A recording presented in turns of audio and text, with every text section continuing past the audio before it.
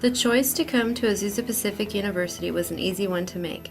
My father had recently earned his bachelor's in business management from APU and held the university in high regard. While substitute teaching, I was tossing around the idea of actually getting my credential and met a student teacher in the staff lounge of a middle school in Ventura. She said that she was from APU and felt that their program was very accommodating for people who worked full-time during the day. Her positive critique of the program and the instructors, along with my father's positive experience and the close proximity of the regional center campus, influenced my decision to attend APU. The digital teaching and learning program has been instrumental in helping me to gain the skills to teach to an ever-growing population of tech-savvy students. Today's youth practically demand technology components embedded within their education. I've always felt like I was fairly up to date with technology, but after completing this program, I realized that there were so many programs, websites, and tricks to make lessons more engaging on a technology level that I didn't even know about. For instance, I had no idea you could embed video into a PowerPoint. The days of talking over still slides with heavily laden text are over. Thanks to EDUC 512, I now know about Clip Converter and turning video clips from the internet into powerful multimedia learning tools. I also learned about a wonderful program called Inspiration, which allows the teacher or students to create timelines and webs to connect ideas and tie the big picture of a lesson together. Before I began this program, I had only a vague notion of what a blog was, and I certainly didn't see why I would ever need or want to have one. Thanks to EDUC 515, I now not only have my own blog, but I have my own wiki page where I can allow students to post replies to prompts in text, audio, or video form.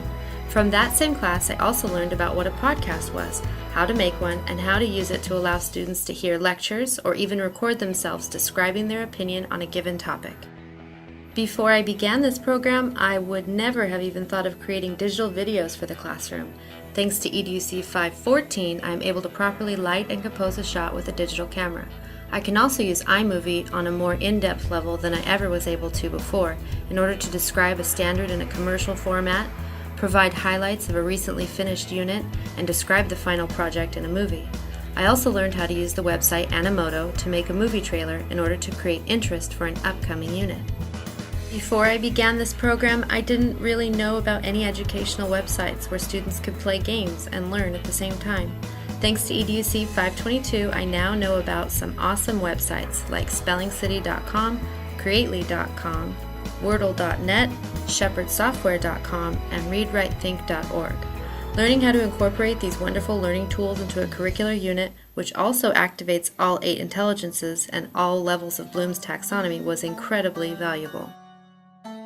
My curricular unit focuses on ancient Egypt. I chose ancient Egypt because it is not only part of the 6th grade curriculum, but it's also important to learn about for other reasons. For one, the way the Nile River flooded each year, helping to provide nutrients to soil that would otherwise be as barren as a desert, is a great concept for students to understand. An appreciation for the environment and biology could potentially arise from this learning experience. Second, students learn about how religion played a huge role in daily life, and indeed dictated their reverence toward their god kings. This lesson is important in teaching students the caveat of viewing their leaders as more than just mortal men. Third, learning about Egyptian art and architecture introduces students to the more visual spatial realm of history, and an appreciation of art may blossom from learning about it. Fourth, learning about the role of trade helps students comprehend economic systems. Lastly, comparing and contrasting Queen Hatshepsut and Ramses the Great allows students to differentiate between rulers who value peace and prosperity through democratic means and those rulers who prefer to conquer other lands through war.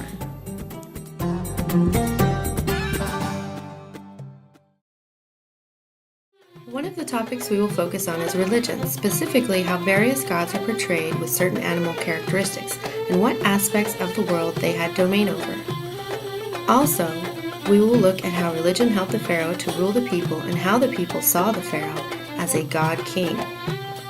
We will be looking at how religious beliefs necessitated preserving the body through mummification, as well as what the role of pyramids were as tombs for pharaohs and how they were targeted by tomb raiders. Additionally, this unit plan takes a look at the role of trade between Egypt and Nubia, specifically regarding the luxury items Egypt traded for and what these items say about their cultural values. We will also look at the yearly flooding of the Nile and how ancient Egyptians depended upon it to give the soil nutrients for growing crops. Students will also be comparing and contrasting Ramses II with the first female ruler of Egypt, Queen Hatshepsut. Here is a video explaining the final project students must do. So now we're ready to do our final project for our Ancient Egypt unit. What we're going to do is make a travel brochure and a travel itinerary about the interesting places we've learned about in ancient Egypt. The first step is to go to the official website for all Egyptian travel and do some research. After you've done your research, the second thing you'll want to do is create your travel brochure. You can either do this by hand and color it in, or if you prefer, you can look for images online, print them, then cut them out and paste them into your travel brochure.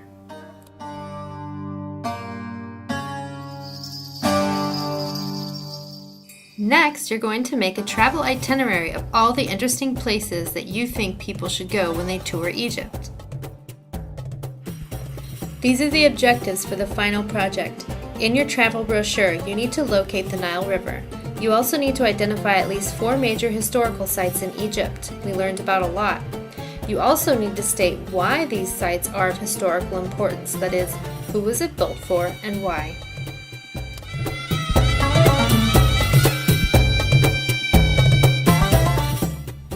We've learned a lot about ancient Egypt, and now that this unit is coming to an end, it's time to do our final project. You know your objectives? Good luck and have fun!